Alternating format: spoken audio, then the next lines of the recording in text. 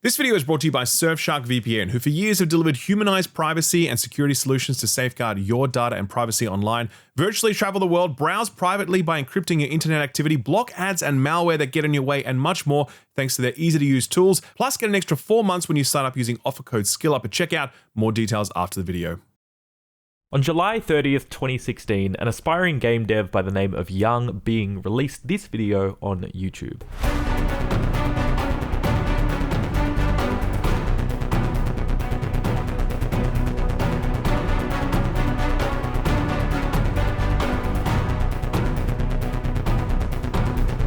It was a concept trailer for his first solo project titled Lost Soul Aside. According to an interview with DualShockers, he wanted to combine two things he loved: the visuals of Final Fantasy with the combat of action games like Ninja Gaiden and Devil May Cry. He clearly wasn't alone in his desire for something like this. The trailer has accrued over 4 million views to this point, and its instant popularity spurred companies like Epic and Sony to help fund the project. Eventually, he partnered up with Sony under their China Hero project, put together a team, set out to fully realize his vision, and some 9 years later, it's finally released. With such enthusiasm behind its concept, with financial backing from Sony, with a director so committed to making his dream game a reality, one would think this game had every chance at success, right? I mean, Expedition 33 offers an example of how a small team with an interesting idea and a bit of funding can go on to produce something truly great. But Expedition 33 was a rare edge case. Lost Soul Aside, unfortunately,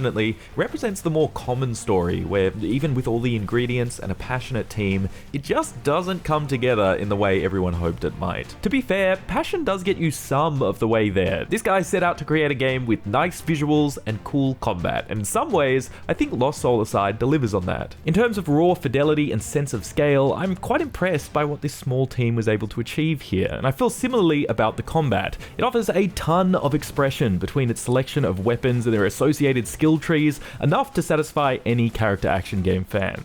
That's a solid baseline, but the thing is, you kind of need a little more than that for a compelling video game. And that's where Lost Soul Aside completely falls flat on its ass, because everything else is a complete mess. As impressive as the presentation is, the overall art direction is gaudy and uninspired. The combat toolkit is great, excellent in fact, but it doesn't feel all that rewarding to master, and its surrounding elements like enemy design, upgrades, and even basic movement are poorly implemented.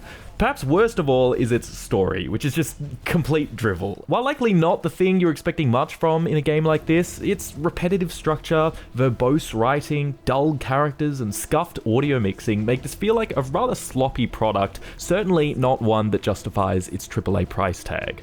Look, I applaud anyone who takes the leap into game development and commits to their dream project, especially those that spend nearly a decade working on the thing and manage to actually get it out the door. That takes a lot of courage and a lot of self-discipline. And all that effort does somewhat pay off. You can certainly feel glimmers of something cool here, to the point that had the movement been tighter, the combat a little more rewarding, and it launched at like half the price that it is now, I might have been a bit more mixed on this one. But as is, Lost Soul Aside is a pretty messy experience and stands as a harsh reminder of what happens when ambition extends too far beyond one's reach.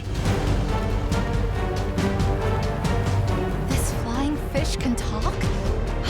Fascinating. Oh, this'll be a good show.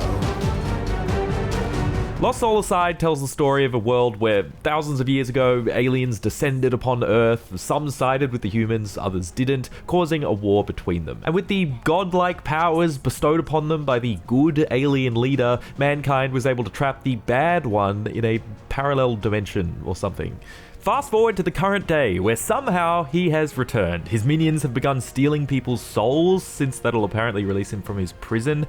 To the rescue is our hero Kaser, aka Noctis from Wish.com. He conveniently stumbles upon the good alien leader during the invasion. They bind together, and the two set out to get everyone's souls back. In case there was any doubt, let me assure you that the story here is bad, and part of it has to do with the game's repetitive structure. We need to collect 5 soul fragments to get back the souls and prevent the return of the bad guy. Each is housed within their own pocket dimension, the entrance of which is hidden in various regions across the world. To be clear, there is very little exploration here. You cannot tackle these regions in any order. This is a linear, story-driven action game where you'll be shuttled to each region, pushed through a bunch of arenas, beat a boss who tells you where the pocket dimension is, you go in there, fight more bad guys, collect the fragment, and then it's on to the next. This sing-song structure leads to a very predictable plot, full of contrivances and conveniences to keep things moving. There are no unexpected events that might throw the plan into disarray, no drama, no intrigue. Now, I've enjoyed plenty of games that do have a similar rigid structure because they typically make up for it in other ways, whether it be their world building, side stories, or memorable characters. But Lost Soul Aside has none of that. Like, I'd be hard pressed to even call these people characters. They are empty shells, as reflected by the constant 1,000-yard stare they all seem to have. The main character, Kaiser, for example, feels totally indifferent to the events unfolding. You never really get a sense of who he is, who he was, what he likes, how he feels about his role in all this.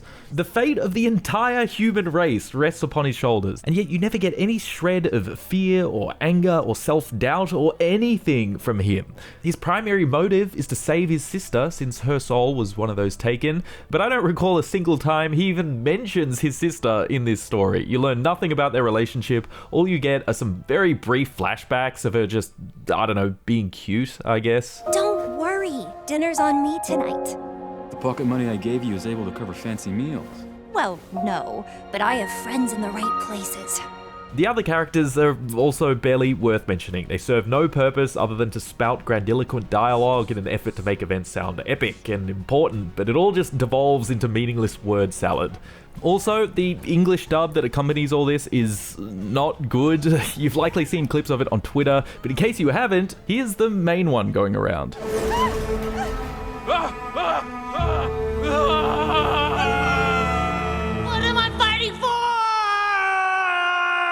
That is not a bad faith example, by the way. All the voice acting in this game is like this, and audio mixing is similarly scuffed, with music often completely drowning out the dialogue. But instead he violated my command. This is an unforgivable crime, especially for the deputy commander of the whole. I saw someone say that Lost Soul Aside is the most unintentionally funny game of 2025, and yeah, they're not far off. Where games like Bayonetta and Devil May Cry recognize and embrace the inherent silliness of the character action genre, Lost Soul Aside doesn't. There's no humor here, there's no personality. It hopes that you're wowed by its coolness above everything else, but it feels juvenile, it completely falls flat, resulting in a game that you end up laughing at rather than with.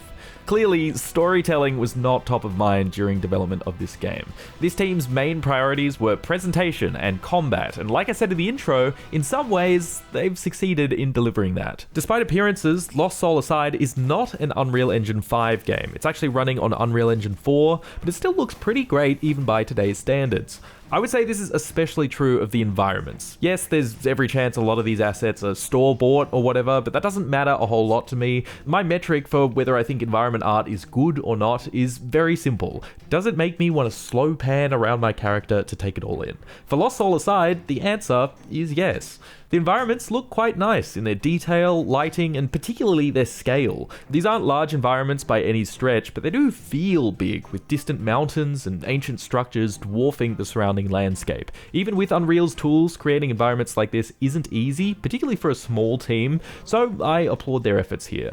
The art style is pretty played out at this point though. Like many Unreal Engine games of the last decade, it's got a very familiar, gaudy look to it, you know, the shiny metal plating and particle effects for days. The Final Fantasy comparisons are also impossible to ignore. I already mentioned how Kaiser looks very similar to Noctis, complete with 4 weapons that he can materialize in his hand. But it doesn't end there. The aesthetic of the Empire looks akin to that of the Garleans from Final Fantasy XIV. The UI is straight out of Final Fantasy VII Remake. Some of the abilities look very similar to some found in Final Fantasy XVI. Taking inspiration is cool and all, but Lost Soul Aside kind of goes overboard with it.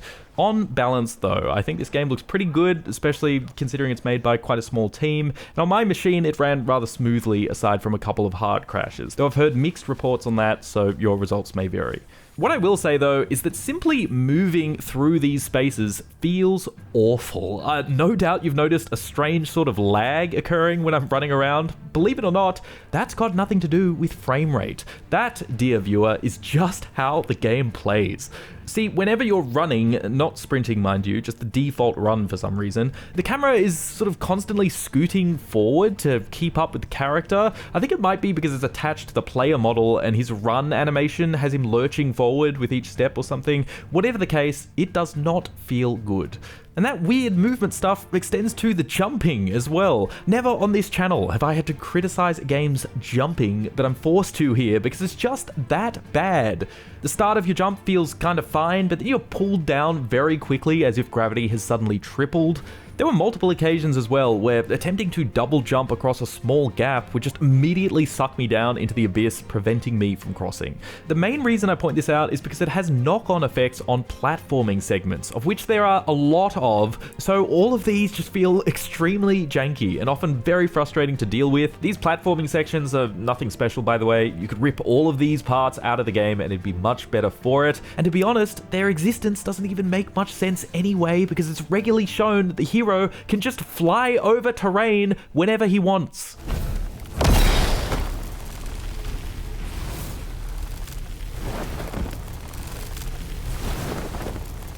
But I digress. The point is that these movement issues make it feel like you're playing with low latency, but in a single player game. From what I understand, character movement is literally like one of the first things you implement in a game. It's one of those fundamental things you have to get right. So for it to be this rough does speak to this team's lack of experience and quality control. Thankfully though, what does fare a bit better is the combat, so let's talk about that next.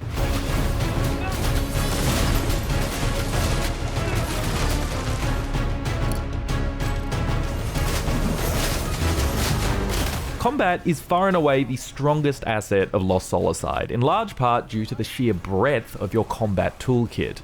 You'll unlock up to 4 different weapons that you can hot swap between in combat with either a button press or a radial menu. Each of these have distinct flashy movesets using a combination of light and heavy attacks, and these movesets can be further expanded and augmented through each weapon's skill tree.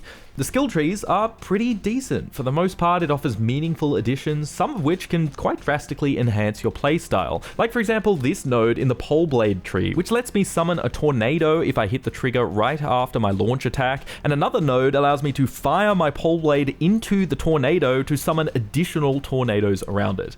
In combination with that, there are also about a dozen active abilities that come from your alien dragon friend. You can slot in up to 4 of them, and they range from magical explosions to shields to ranged turrets and more. It's all genuinely great stuff. I think if you're a fan of character action games, you'll appreciate the amount of expression afforded to you here. No doubt you can pull off some sick looking combos with practice.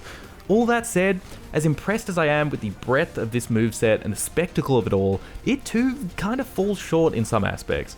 The first is that, to me, it ultimately feels wide as an ocean, deep as a puddle. I think some people will argue that combat having a lot of options means it also has depth, but I don't feel that way. For me, depth comes from how it feels to learn and apply all these tools. Like, you've got a lot of tools here, but are they each meaningful? Not really. Each weapon type can basically handle any situation. There are very few moments where ranged damage is more suitable over melee. There's a weapon that can pull groups together, but it's unlocked very late into the game. In almost all cases, you can just button mash your way to victory, and that extends to even the dodge and parry since they consume very little stamina, so they too can be spammed about as fast as your fingers will allow. I know character action games tend to prioritize expression over efficacy, so that kind of spammy play isn't uncommon, and having a bunch of buttons that just do damage is a necessity, not a flaw. But there's typically some kind of reward to it.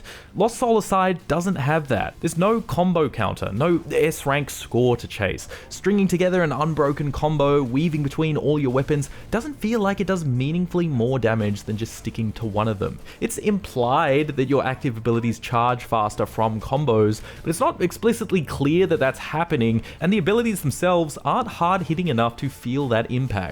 I think one of the main culprits for this shallow gameplay loop is the enemy design.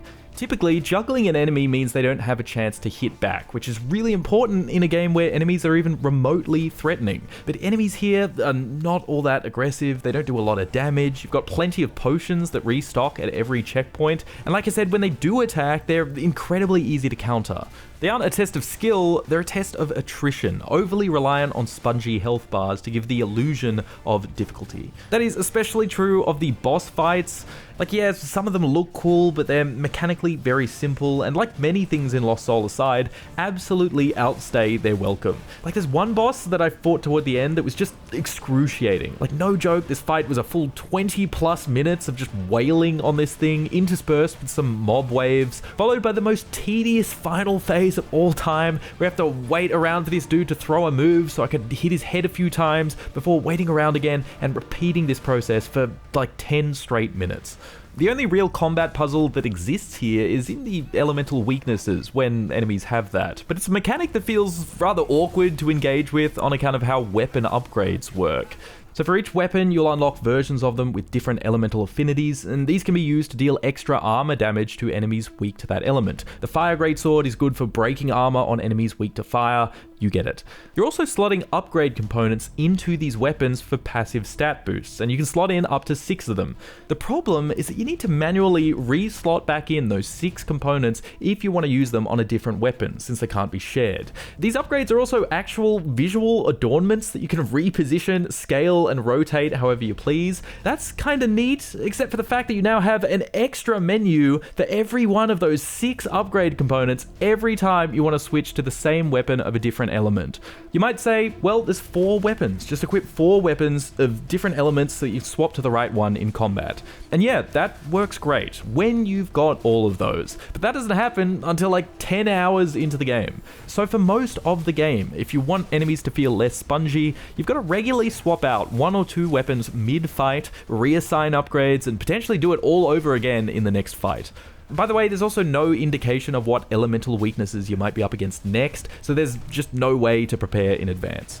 So yeah, it's just tedious to engage with the upgrade and elemental system for most of the game, and the game feels balanced around it such that not engaging with these systems makes enemies feel extremely spongy. It's a no-win situation until much later into the game. It just feels short-sighted, and yet another case of just adding a bunch of stuff without consideration for how to meaningfully implement them.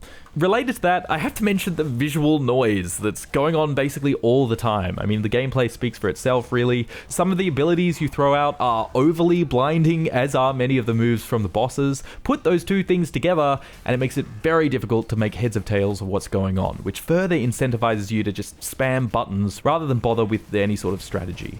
Stepping back though, yes, if you're into character action games or all you want is some cool looking combat to sink your teeth into, I do think there's enough here to keep you satisfied. Me personally though, I need a little bit more than that. I'll put it this way, I had a lot more fun with the combat in Shinobi Art of Vengeance, despite the fact that it had a much smaller moveset, because it all mattered. Enemies were dangerous, certain enemy types needed to be prioritized, each tool neatly solves one part of the combat puzzle, and when you mastered all of it, you felt unstoppable. There's just not much of a combat puzzle to solve here, and the puzzle that does exist in the elemental weaknesses is in contention with the upgrade system. In the end, the combat sort of just boils down to mindless spectacle, and while for some that might be exactly what they ordered, for me, it's not nearly enough to carry this game.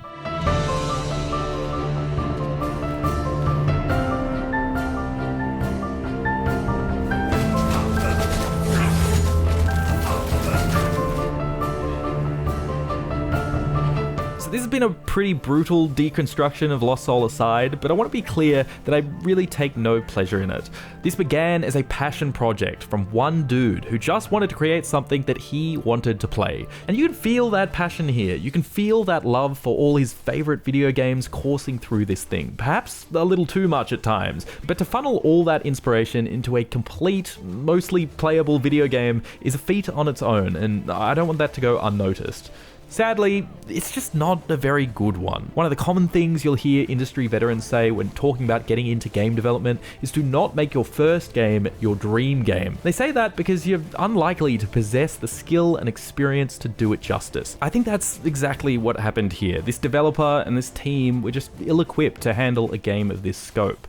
I do think Sony could have also done a better job here. I do give them credit for taking a chance on this, for trusting the process and letting the studio do their thing. This is absolutely what we need more of in this industry, because it can absolutely result in some fantastic games. However, I do imagine this game might have benefited from some more guidance from them to ensure it meets their quality bar, and they've also kind of done a disservice to this game by pricing it in the way that they have.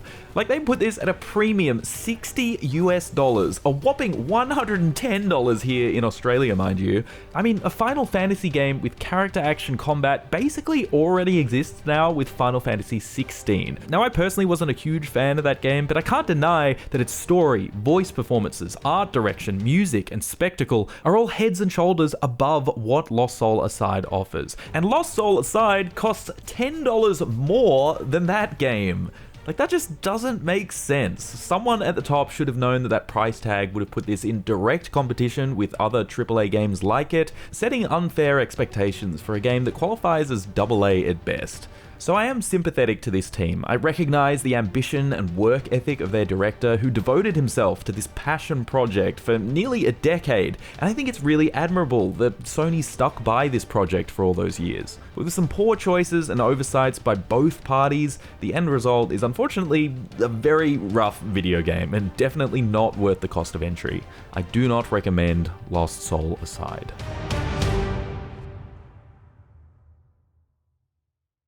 Feels like every week I'm reporting on some new way that a big company or government is looking to police the internet, denying you the freedom to browse wherever you like depending on where you live. Thankfully, this video sponsor, Surfshark VPN, exists to help you take your internet freedom back, allowing you to browse the web both freely and securely. I mean, we all know about content geo-blocking, where certain TV shows, films, and games are inaccessible to you based on where you are. Surfshark lets you sidestep many of those restrictions with a click of a button, virtually teleporting you all over the world so you can watch or play whatever you please.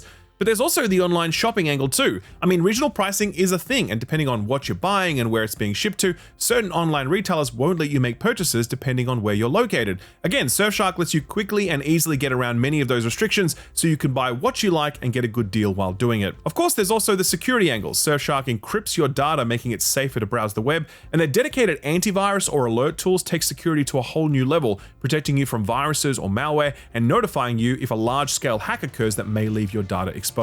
It's super convenient since Surfshark can be used on a range of devices from PCs to phones to tablets and more, and their intuitive user interface makes it so easy to use. Sometimes it's as little as one click and you're away. I love it. I would never not have it installed on all my devices. And if you want to check it out for yourself, you can visit surfshark.com/skillup. And if you use offer code SKILLUP at checkout, you'll get an extra 4 months when you sign up. A great deal for a great product. That's surfshark.com/skillup. Offer code SKILLUP at checkout for an extra 4 months. Thanks Surfshark for sponsoring the video, and thank you for watching it.